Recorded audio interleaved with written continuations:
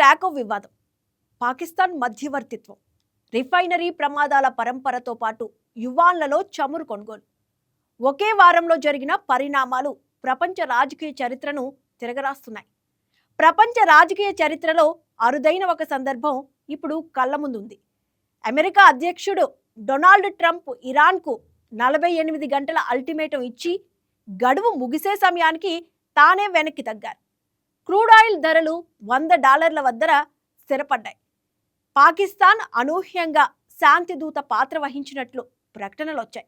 ఇక భారతదేశం మొదటిసారి డాలర్లు కాకుండా చైనీస్ యువాన్లలో ఇరాన్ చమురును కొనుగోలు చేసింది. ఈ 4 పరిణామాలు విడివిడిగా చూస్తే సాధారణ వార్తలు, కానీ కలిపి చూస్తే అవి ప్రపంచ ఆర్థిక మరియు రాజకీయ క్రమంలో ఒక పెద్ద మార్పుకు సంకేతాలు. అంతర్జాతీయ సంబంధాల్లో ఒక ముఖ్యమైన పదం ఇప్పుడు తరచూ వినిపిస్తోంది. అదే కోవర్సివ్ డిప్లొమసీ. ఈ పదాన్ని అర్థం చేసుకోకుండా అమెరికా ఇరాన్ సంఘర్షణ పూర్తిగా అర్థం కాదు. సాధారణ దౌత్యం అంటే మాట్లాడడం, చర్చించడం, రాజీ పడడం. కానీ కోవర్సివ్ డిప్లొమసీలో 2 అంశాలు తప్పనిసరిగా ఉంటాయి. మొదటిది సైనిక బలప్రయోగం చేస్తామనే నిర్దిష్టమైన బెదిరింపు, అంటే తమ మాట వినకపోతే మీపై దాడి చేస్తామని స్పష్టంగా చెప్పటం. రెండోది నిర్ణీత సమయ పరిమితి, అంటే మీకు ఇంత సమయం మాత్రమే ఉంది, ఆ లోపల స్పందించాలని ఒత్తిడి కల్పించటం. ఈ రెండింటినీ కలిపి ప్రత్యర్థిపై వ్యూహాత్మకంగా ఒత్తిడి తీసుకురావటమే కోవర్సివ్ డిప్లొమసీ. ట్రంప్ ప్రభుత్వం ఇరాన్తో జరుగుతున్న 2 వీక్స్ సీజ్ఫైర్ సందర్భంలో సరిగ్గా ఈ వ్యూహాన్నే అమలు చేసింది.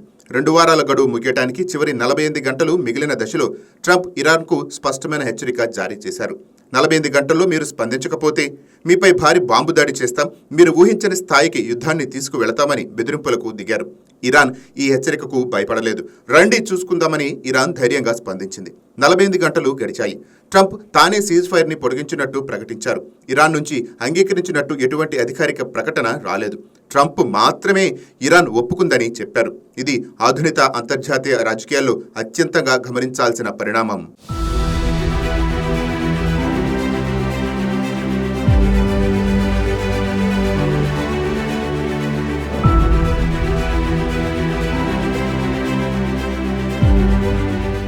అమెరికాలో ప్రస్తుతం సోషల్ మీడియాలో బాగా వైరల్ అవుతున్న మీమ్ ఉంది. ట్రంప్ ఆల్వేస్ చికెన్స్ అవుట్, సంక్షిప్తంగా టాకో. అంటే ట్రంప్ పెద్ద పెద్ద హెచ్చరికలు, గట్టి ప్రకటనలు చేస్తారు, కానీ చర్య తీసుకోవాల్సిన సమయం వచ్చినప్పుడు, పరిస్థితి కొంచెం ప్రతికూలంగా ఉన్నప్పుడు వెనక్కి తగ్గుతారు.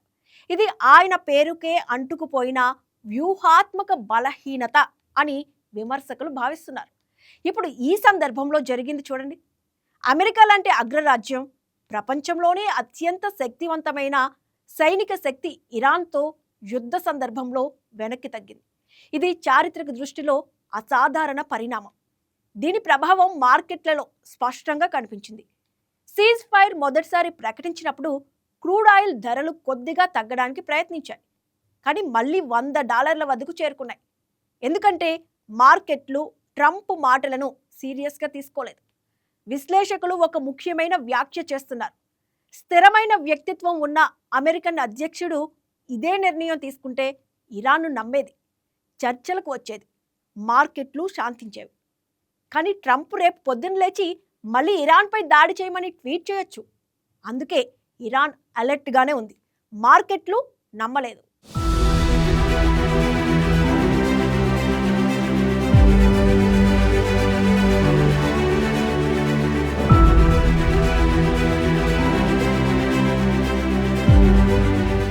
ఈ సంఘర్షణలో అత్యంత ఆశ్చర్యకరమైన పరిణామం పాకిస్తాన్ పాత్ర.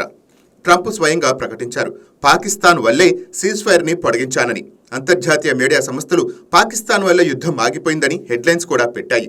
ఆర్థికంగా అడుగంటిన స్థితిలో ఉన్న పాకిస్తాన్, అమెరికా, ఇరాన్ వంటి 2 శక్తివంతమైన దేశాల మధ్య మధ్యవర్తిగా మారటం అనేది ఒక వ్యూహాత్మక నిర్ణయమని విశ్లేషకులు భావిస్తున్నారు. దీని ద్వారా పాకిస్తాన్ ఏం సాధించింది? మొదటిది, అంతర్జాతీయ వేదికపై ఇస్లామిక్ దేశాల శాంతిదూత అనే ఇమేజ్ నిర్మించటం. రెండోది, పాకిస్తాన్ విదేశాంగ విధానం పరిపక్వమైందని చూపించే అవకాశం. మూడోది, ట్రంప్తో వ్యక్తిగత సంబంధాలు పెంచుకోవటం, వారి ఆర్థిక సంక్షోభ సమయంలో అమెరికా మద్దతు పొందటం. అయితే ఇక్కడే ఒక ముఖ్యమైన విషయం గుర్తుంచుకోవాలి. పాకిస్తాన్ ఎప్పటికీ భారతదేశానికి ముప్పుగానే ఉంటుంది.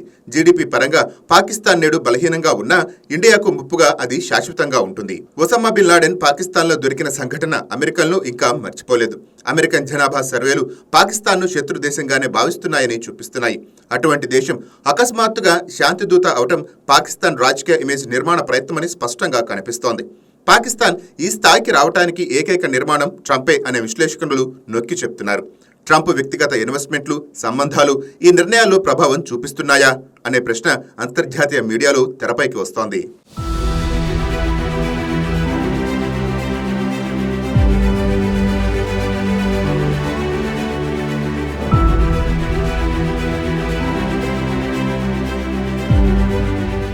ఇరాన్ అమెరికా సీజ్ ఫైర్ ప్రకటనలను స్పష్టంగా కేటగోరికల్గా తిరస్కరించింది. ఇరాన్ వైఖరిని 4 అంశాల్లో చూడొచ్చు. మొదటిది, రూస్ ఫర్ సర్ప్రైజ్ అటాక్ సిద్ధాంతం. అమెరికా సీజ్ ఫైర్ ప్రకటించి ఇరాన్ను రిలాక్స్ చేసి ఆపై అకస్మాత్తుగా దాడి చేసే అవకాశం ఉందని ఇరాన్ అనుమానిస్తోంది. ఇది చారిత్రక అనుభవాల ఆధారంగా ఏర్పడిన అనుమానం. అమెరికా గతంలో ఇలాంటి వ్యూహాలు అవలంబించిన సందర్భాలు ఉన్నాయని ఇరాన్ భావిస్తోంది. రెండోది, హార్ముజ్ జలసంధి దగ్గర పూర్తి అప్రమత్తత కొనసాగింపు. ఏ చిన్న సంకేతం వచ్చినా వెంటనే ప్రతి దాడి చేస్తామని ఇరాన్ స్పష్టంగా ప్రకటించింది. మూడోది, చర్చలకు ఇరాన్ నిరాకరణ. అమెరికా రెండో రౌండ్ చర్చలకు సిద్ధంగా ఉంది. జేడీ వాన్స్ అపాయింట్మెంట్ కూడా నిర్ణయించబడింది. కానీ ఇరాన్ రాకపోవడంతో అది రద్దయింది. ఒక చేత్తో చప్పట్లు పడవు. ఈ సత్యం ఇప్పుడు అమెరికా అనుభవిస్తోంది. నాలుగోది, ట్రంప్ విశ్వసనీయతపై ఇరాన్ అవిశ్వాసం. ట్రంప్ రేపు పొద్దున లేచి ఇరాన్పై దాడి చేయని ట్వీట్ చేసే అవకాశం ఉందని ఇరాన్ భావిస్తోంది. అందుకే సీజ్ ఫైర్ని నమ్మే ప్రశ్నే లేదని ఇరాన్ వైఖరి. ఫలితంగా అమెరికా, ఇరాన్ ఇద్దరూ అలర్ట్గా ఉన్నారు.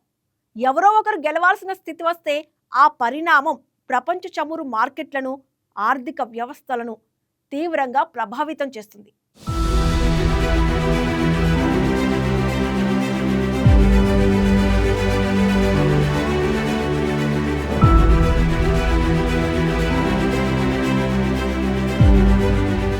ఏప్రిల్ 3 నుంచి ప్రపంచవ్యాప్తంగా ఒక ఆందోళనకర నమూనా గమనించబడుతోంది. అనేక దేశాల్లోని చమురు శుద్ధి కర్మాగారాలు ఒకదాని తర్వాత మరొకటి ప్రమాదాలకు గురవుతున్నాయి. సాధారణంగా ఒక రిఫైనరీలో ప్రమాదం అంటే 2 నుంచి 5 సంవత్సరాల వ్యవధిలో ఒకసారి జరిగే ఘటన. కానీ ఇప్పుడు కేవలం కొద్ది రోజుల వ్యవధిలో పలు దేశాల్లో ఒకేసారి జరుగుతున్నాయి. గత 20 రోజుల్లో రష్యా, భారతదేశం, ఆస్ట్రేలియా, రుమేనియా మరియు అమెరికాలోని టెక్సాస్లో ఈ ప్రమాదాలు చోటు చేసుకున్నాయి. భారతదేశంలో జరిగిన ప్రమాదాలు ముఖ్యంగా ఆందోళన కలిగిస్తున్నాయి. ఛత్తీస్గఢ్లోని శక్తి జిల్లాలో ఒక రసాయన కర్మాగారంలో పేలుడు సంభవించింది. 10 మంది ప్రాణాలు కోల్పోయారు. 23 మంది ఆసుపత్రిలో చేరారు. రాజస్థాన్లోని హెచ్పిసిఎల్ రిఫైనరీలో కూడా ప్రమాదం జరిగింది. ఆ రోజు ప్రధానమంత్రి నరేంద్ర మోదీ ఆ రిఫైనరీని ప్రారంభించాల్సి ఉండటం మరింత ఆందోళన కలిగిస్తోంది. వేదాంత కంపెనీపై ఎఫ్ఐఆర్ కూడా నమోదైంది. ఇవన్నీ నిజంగా యాదృచ్ఛికాలా, లేక ఏదైనా సంస్థ వ్యూహాత్మకంగా ప్రపంచ శక్తి మౌలిక వస్తువులను లక్ష్యంగా చేసుకుంటోందా? ప్రపంచవ్యాప్తంగా వార్తా సంస్థలు ఈ ప్రశ్నను అడుగుతున్నాయి. ప్రస్తుతానికి నిర్ధారణగా ఏది చెప్పే స్థితిలో లేదు. ఇది చాలా ప్రీమెచ్యూర్. కానీ నమూనా మాత్రం స్పష్టంగా కనిపిస్తోంది. ఒక విషయం మాత్రం నిర్వివాదంగా స్పష్టం. ఒకవేళ నిజంగానే ఏదైనా సంస్థ ప్రపంచ శక్తి సంక్షోభాన్ని కృత్రిమంగా సృష్టించాలని ప్రయత్నించినట్లయితే ప్రతి దేశం తన శక్తి మౌలిక వసతులను రక్షించుకోవాల్సిన అత్యవసర అవసరం ఉంది. భారతదేశం కూడా ఇందుకు సిద్ధంగా ఉండాలి. అందుకు కొంత ఖర్చు అవుతుంది, కానీ అది అనివార్యం.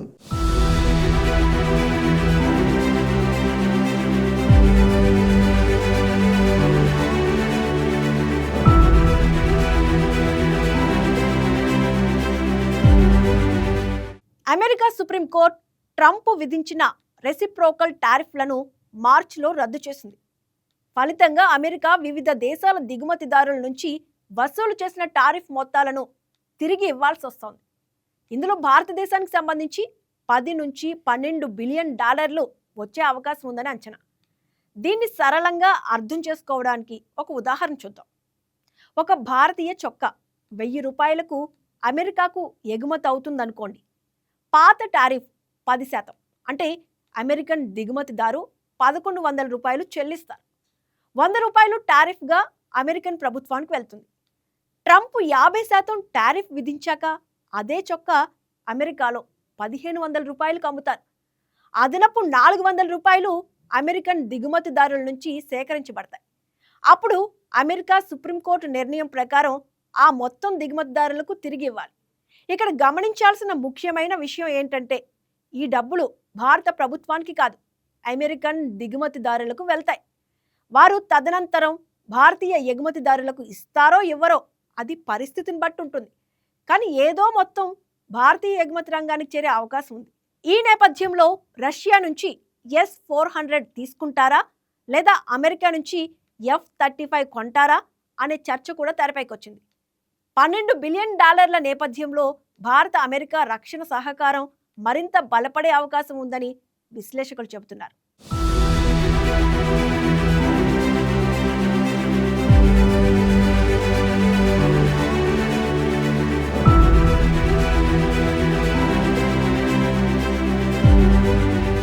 ఇప్పుడు వస్తున్న అత్యంత ముఖ్యమైన ఆర్థిక వార్త ఏంటంటే భారతదేశం ఇరాన్ నుంచి క్రూడ్ ఆయిల్ను అమెరికన్ డాలర్లలో కాకుండా చైనీస్ యువాన్లలో కొనుగోలు చేసింది. ఈ లావాదేవీ ఐసిఐసిఐ బ్యాంక్ షాంఘై శాఖ ద్వారా జరిగింది. ఇది చిన్న విషయంలా కనిపించినా దీని అర్థం చాలా లోతైనది. రెండో ప్రపంచ యుద్ధం తర్వాత అమెరికా ఒక వ్యూహాత్మక ఒప్పందం చేసుకుంది. ప్రపంచంలో చమురు కొనుగోలు అమ్మకం కేవలం అమెరికన్ డాలర్లో మాత్రమే జరుగుతుంది. ఈ వ్యవస్థ పెట్రో డాలర్ అని పిలువబడుతుంది. ఈ వ్యవస్థ అమెరికాకు అపారమైన శక్తిని ఇచ్చింది. ప్రపంచంలో ఎక్కడా చమురు కొనాలన్నా డాలర్లు అవసరం. కాబట్టి ప్రతి దేశం డాలర్ నిల్వలు ఉంచుకోవాలి. ఇది డాలర్కు శాశ్వత డిమాండ్ కల్పించింది. అమెరికాకు ఆంక్షలు విధించే శక్తి, షిఫ్ట్ వ్యవస్థను నియంత్రించే అధికారం వచ్చింది. ఇప్పుడు చైనా ఈ వ్యవస్థను పెట్రో యువాన్తో భర్తీ చేయాలని ప్రయత్నిస్తోంది. ఇరాన్ చైనా నుంచి 90% దిగుమతులు చేసుకుంటోంది. కాబట్టి యువాన్లలో చమురు అమ్మటం వారికి సహజంగా అనుకూలంగా ఉంటుంది. భారతదేశం యువాన్లలో ఇరాన్ చమురు కొనడం అంటే పెట్రో డాలర్ వ్యవస్థకు ఒక సూక్ష్మమైన కానీ ముఖ్యమైన సవాల్ విసరడమే. అయితే ఒక ముఖ్యమైన ప్రశ్న తలెత్తుతోంది. బ్రిక్స్ కరెన్సీ ఉండగా చైనీస్ యువాన్ ఎందుకు వాడాలి? చైనాకు ఆర్థిక ప్రయోజనం చేకూర్చడం ఎందుకు? ప్రస్తుత స్థితిలో బ్రిక్స్ కరెన్సీ అమలుకు సిద్ధంగా లేదు కాబట్టి ఇది తాత్కాలిక ప్రయత్నంగా చూడవచ్చు. దీర్ఘకాలంలో భారతదేశం తన స్వతంత్ర వ్యూహాన్ని రూపొందించుకోవాలి.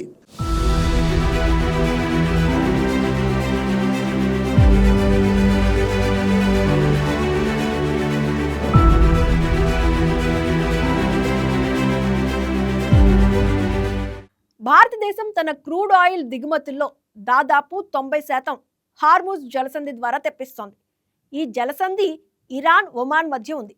ప్రపంచంలో చమురు వ్యాపారానికి ఇది అత్యంత కీలకమైన మార్గం. ఒకవేళ ఇరాన్ ఈ జలసంధిని మూసివేయాలని నిర్ణయిస్తే భారతదేశంలో పెట్రోల్, డీజిల్ కొరత ఏర్పడచ్చు. ఇది దేశ ఆర్థిక వ్యవస్థను తీవ్రంగా దెబ్బతీస్తుంది. ఈ నేపథ్యంలో చమురు దిగుమతుల వైవిధ్యీకరణ భారత్కు అత్యంత ముఖ్యమైన వ్యూహాత్మక అవసరం. భారతదేశం ఇప్పటికే ఇరాన్, రష్యా, గల్ఫ్తో పాటు ఆఫ్రికా దేశాల నుంచి చమురు సేకరిస్తోంది. ఈ వైవిధ్యీకరణ మరింత పటిష్టం చేయాల్సిన అవసరం ఉంది. హార్ముజ్ జలసంధి వద్ద ఉద్రిక్తత కొనసాగుతున్నందున సముద్ర మార్గాల ద్వారా వెళ్లే నౌకలపై ఒత్తిడుంది. ఇది భారత్కు చమురు దిగుమతి ఖర్చులను పెంచే ప్రమాదం కూడా ఉంది.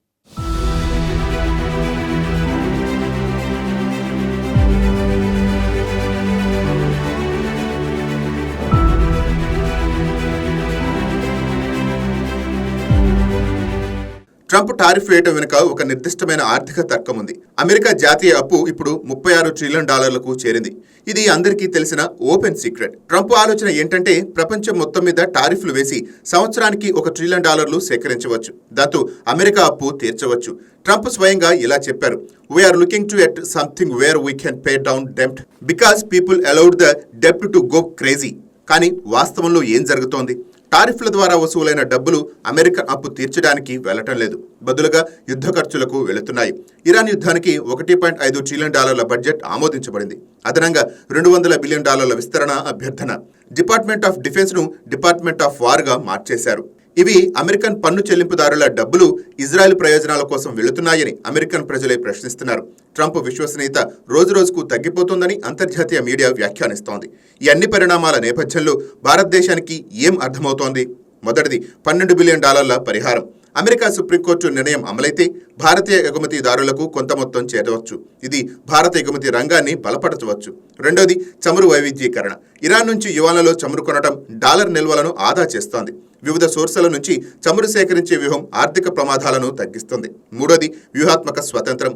అమెరికా, రష్యా, చైనా, ఇరాన్ అన్ని శక్తుల మధ్య స్ట్రాటజిక్ అనాటమీ వ్యూహంతో ముందుకు వెళ్లే అవకాశం.